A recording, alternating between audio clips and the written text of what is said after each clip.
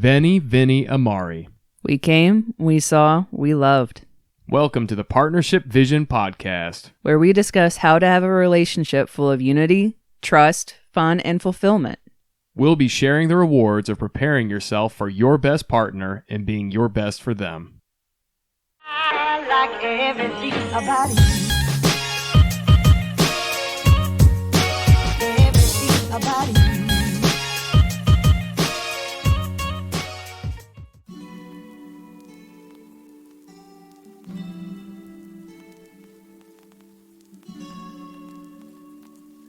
Hello, everyone, and welcome to our latest episode of the Partnership Vision Podcast.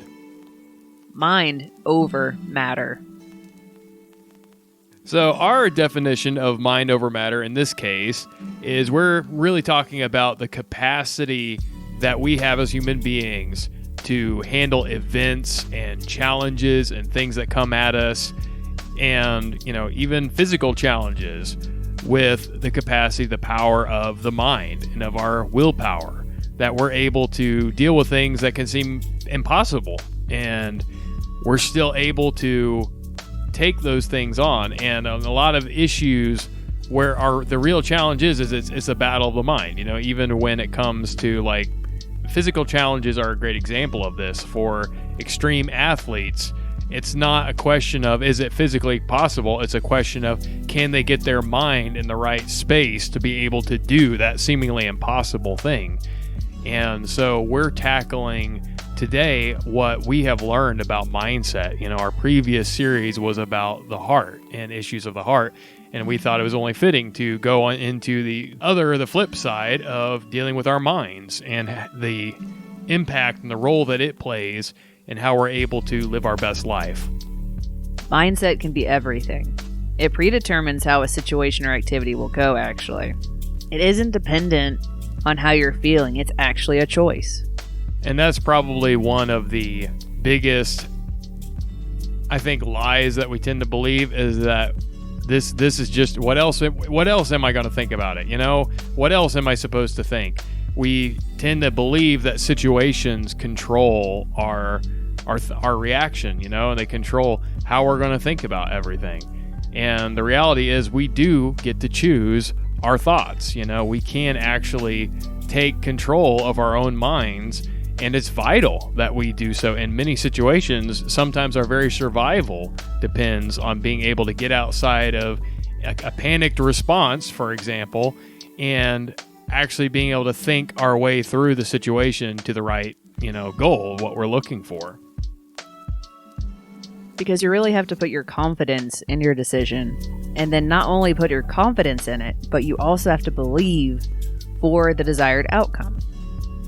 Because whatever you focus on, whatever you meditate over, the repetition will create that very thing. And it all starts with a thought. And that's the thing, is everything starts with a thought. And the more you think about it, the more real it becomes. And before you know it, you're doing that very thing whether you wanted to or not, because you have been so developed with it for so much time. And this flows into the power of words as well. The things that we speak over us actually do have power in and of themselves. The book of Proverbs itself actually teaches over how the power of life and death are in the tongue. And so either you can speak good things or you can speak bad things. Again, it comes down to choice. And as an example, instead of dreading something and just focusing on the negative, verbally even just tell yourself out loud, I'm excited about blank.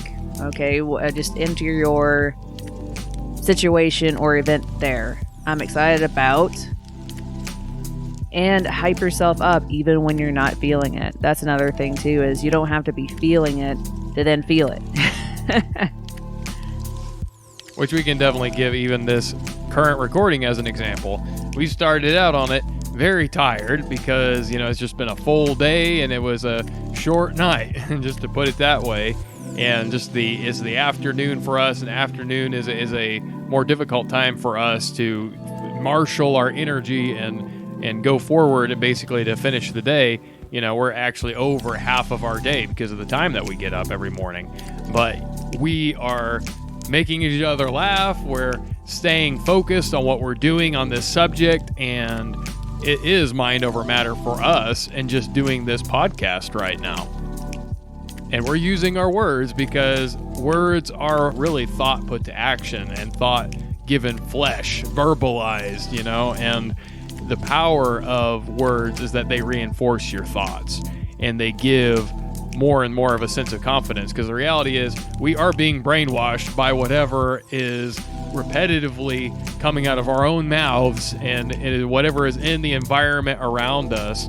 If we hear something enough, we start to believe it, and it becomes a matter of resistance. Are you strong enough to resist what keeps on coming into you, And a part of that also is the willpower of, is this what I want to keep on hearing? Is this what I want to keep on aligning myself with and agreeing with? Our faith is very active through whatever we set our minds on.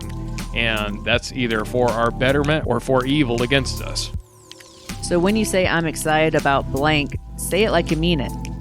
It doesn't have to be something you're legitly excited about at that moment, but put that excitement in it as if you're maybe even reading a book to a kid and you're having to put a narration into the book and you're having to have feeling and emotions put into it to make it interesting for that kid. So why not use that superpower and use it on yourself? Okay? Because we work out, for instance, 5 days a week. And still we're very active on the weekends, but no structured exercise. But anyway, we work out 5 days a week. And there are days where both of us, or at least one of us, is dreading it. We don't want to do it because we're tired and we didn't sleep well. We've been busy. We're having to scrunch it in. Any number of things. Or all of the above. Or all the above, yes. So on those days where I'm not feeling motivated at all to do the workout and I'm starting to dread it, I have the choice to either fall more into the negativity and feed that dread. The more I think, oh, that's going to be hard. I'm going to have to do this and that. It's going to come to that part of the workout and that's extra hard. And man, the way I feel right now, that's going to be terrible. And I'm already hurting and I'm so tired. And that's feeding dread. That is feeding the monster. And in so, it's making that workout a lot harder to do than it otherwise would have been. Than it otherwise could be. And back before we had the set regimen and discipline, it could get procrastinated out of the day too. That's another thing that happens to people is, oh, I don't want to do it. I'm dreading it. I'm going to just do it later. Well, later never comes. And then you're like, oh, well, tomorrow. But tomorrow never comes.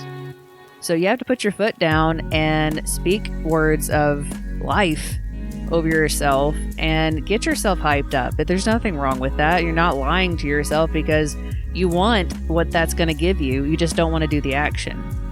You just have to put the work in to get that reward. And you might have to deal with feeling silly, like, well, can I really take myself seriously if I'm in a mirror like, okay, come on, I'm going to do this.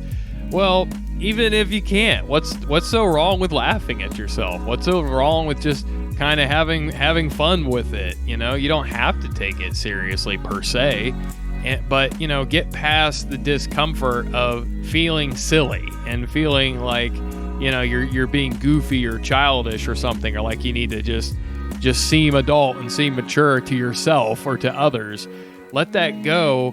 And emote. There's a reason why we call it that, by your words, by your choice of how you hold your body up, your body language, the way you, stand up straight, lift your head, speak with confidence that this is going to be a good workout. This is going to be a good day. Like, I'm going to enjoy this, even if that's not what you're feeling at the moment, you're choosing that word. You're choosing that tone of voice. You're choosing that posture.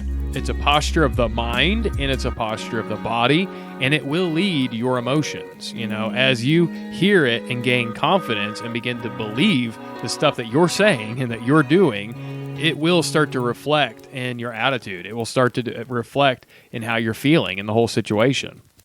So be ready to lead your emotions with your mind. with your thinking by taking the positive thoughts, the thoughts that are structured in the way that you really want to go, and directing them into the words, directing them into action.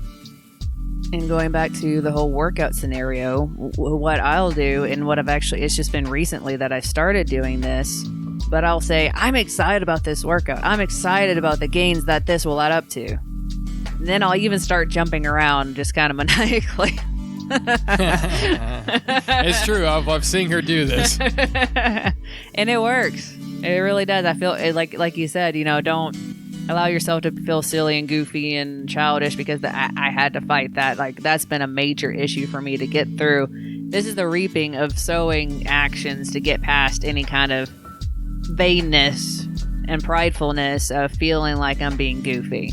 Yeah, that is the mindset thing, is getting over vanity, like she was saying, and getting over that pseudo-sophistication that you think that, well, I'm an adult and I got to carry myself like an adult.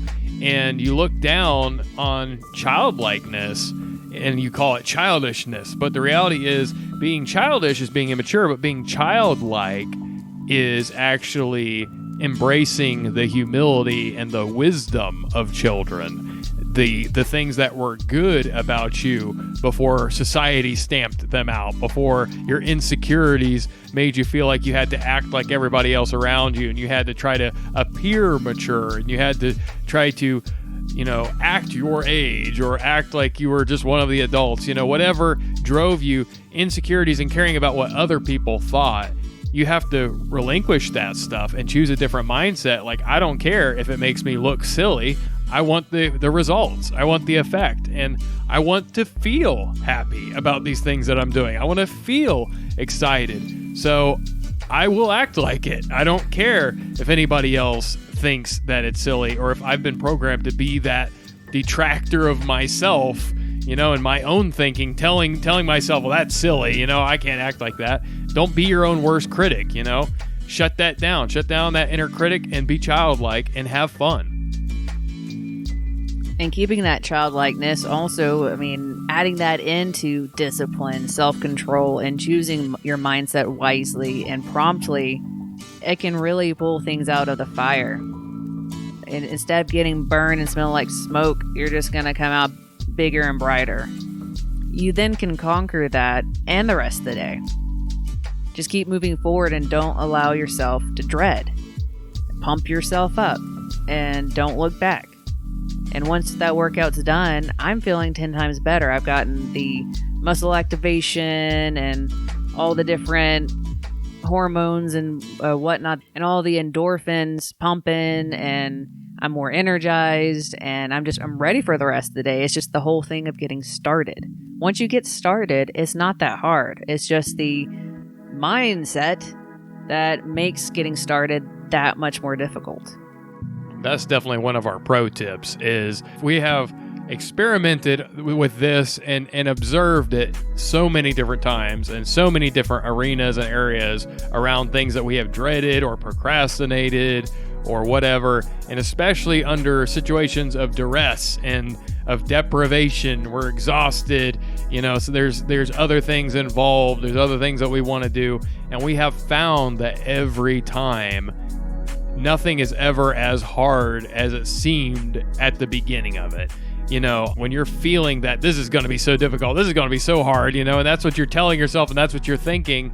The reality is, if you can just get over that initial start, it's always easier once you're in the middle of doing it, and you can make it even easier yet if, instead of going into it, this is going to be so hard, this is going to be so difficult, instead you change your posture. You change your body language, you change your tone of voice, and start already putting yourself as if you were already doing this thing. After the beginning of it, you're already in the mindset that I'm doing this and I'm crushing it, even though you have yet to start it.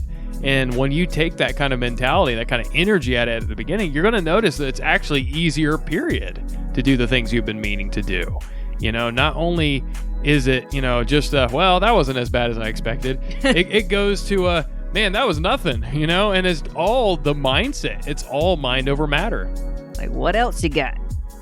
In kind of a saying and phrase that Sean has introduced since the very beginning of working out together, which we worked out off and on together even while we were dating. And when, especially on weight days or body resistant days or whatever, he would keep repeating, "I am light, I am light, I am light, I am light." And it's because I learned this. I'm not sure what exactly prompted the thought. I wish I could go back in time now and find out what discovery it was, what I was reading or listening to or whatever that made me, kind of try this. But at the time that I had kind of come to this phrase, I was trying to do like whole new kinds of push-ups. I was trying to do one-arm push-ups. I was trying to do, some more endurance stuff. I was stacking weight on my back. I was doing ninja push-ups. I was doing all kinds of different stuff, just trying to get better at these push-ups. And I had the same kind of block of just feeling tired, and some days just feeling really weak. And I started to just, you know what? No, I am light. I am light. I am light. I'm not heavy. I'm light. And I remember what it was now. There was this research that I actually got into where they were talking about the power of the mind, where when you visualize a weight in your hand and you think of your hand as being really heavy, then you'll notice your hand will actually kind of start to fall on you and start to feel heavier. And if you imagine it as being really, really light, like almost like it's going to float up into the sky, your hand feels lighter just thinking about it, just imagining that. And in the same way, in combative martial art forms, they will teach that, where if you think of your hands as being really heavy, you will hit harder with your hands. And if you think of them as being light and quick like a knife, really fast and flicky, that your hands will be very fast and very unpredictable. And so it's being able to think and visualize that kind of way. So I took the same concept and I was like, you know what? I'm doing this push-up. And at first I was like, oh man, this is so hard. I feel so heavy. I'm like, no, I'm light. I'm light. I'm light. I feel light. I'm light. And it also brings in humor into our dual workouts, where he's keeps on saying that, and I can't help but bust out laughing. We are light. We are light. We are light. Puny weights. So, I mean, even silly things like that, it works. It actually does work, and you have to get over that cynicism and that, disbelief and that, not wanting to feel silly. You just got to let that go and, let these things work for you. Put them to work for you. Don't be your own worst enemy by having to be vain and having to try to hold on to appearing a certain way to yourself sometimes, for Pete's sake. There's nobody even there. And a lot of times nobody can care less anyway. They're involved in their own business. So what is there to hold on to? Just do what is going to help you. Relax. Which is a huge thing in mindset that we'll definitely be covering further too. I've been listening to a drum podcast to sharpen up and polish some of my techniques, and again, he actually touches on mindsets and how to look at things in practice and just really owning the drums mentally even, and it's really cool. And one of the things that I picked up from him is to turn I have to or I only have into I get to and I have this. Like instead of saying I've only got 15 minutes to practice, instead you can be like, I've got 15 minutes to practice, let's go. And that's a difference. That's a huge difference. I mean, you're already setting yourself up for success when you're excited that, hey, I've got 15 minutes to do what I love, unfiltered, and I'm just going to make the best of it. And then maybe tomorrow I'll have more time, but I'm going to take what I have. And what I have is very important. And a powerful anecdote for that too is we know a guy's story who, 1 year, through God's help to realize this, he knew that he needed to write a book. And he was like, but how am I supposed to do that? Because I don't have enough time. And basically God showed him, he's like, you have that 10 minutes right there, don't you? At this point every day. And he's like, yeah, but it's 10 minutes. And he was like, doesn't matter. Sit down and write. And by just setting himself up in the right mental space instead of having the attitude of it's only 10 minutes. What am I going to do with that? Just kind of sitting around waiting for it to expire or applying it to something else that wouldn't have had the same result. He took that same 10 minutes, 15 minutes every day, and within a year, he wrote 6 books. 6 books from 10 minutes to 15 minutes a day of just unrestrained, undistracted writing. So the power that is there, we put so much limitation on, well, I need to be able to get in a cave on top of a mountain with no distractions, with pure inspiration and bird song before I can write this book for 5 months. No, that's not the case. There are stories of this, for Pete's sake. You can be in a jail cell in a country that has terrible prison system where everybody's treated horribly, and you can still scratch out on a wall or scratch out on a piece of wood the beginnings of a story, the beginnings of something, and you can write out the Apostle Paul in the Bible wrote 2/3 of the New Testament, and he did it from prison. So we really don't have any excuses. Just the thing is, we get so caught up in the wrong mindset that we look at it as, I only have this, or, well, I guess I have to do this thing at this time. And the reality is we need to be excited and we need to seize the opportunity and say, wow, you know what? I got 15 minutes. I've been wanting to write this book. I've been wanting to get a little more exercise than I've had in my life. I don't need an entire hour necessarily. If I haven't even been exercising, let me just take this 15 minutes. 10 or 15 minutes can be a massively fruitful and beneficial span of time if you're just focused about it and if you just see the opportunity in it.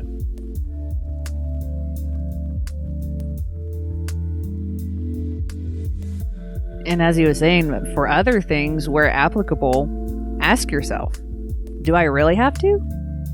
It's another flip side to things that you feel maybe falsely obligated to do.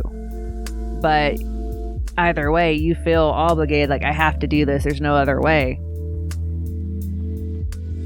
But we do have free will. And like I said, where applicable, because some things, we need to do because we're responsible for it, of course. But other things, we're just in a mind construct of being controlled by it. And in reality, we can take this other way that won't be half as bad or half as dreadful and actually be able to be enjoyed. But we have to be mindful and open-minded to be able to see it. And that is something Sean used as a tool to help me think back in the day, and I bet he has something to add on that. To be continued.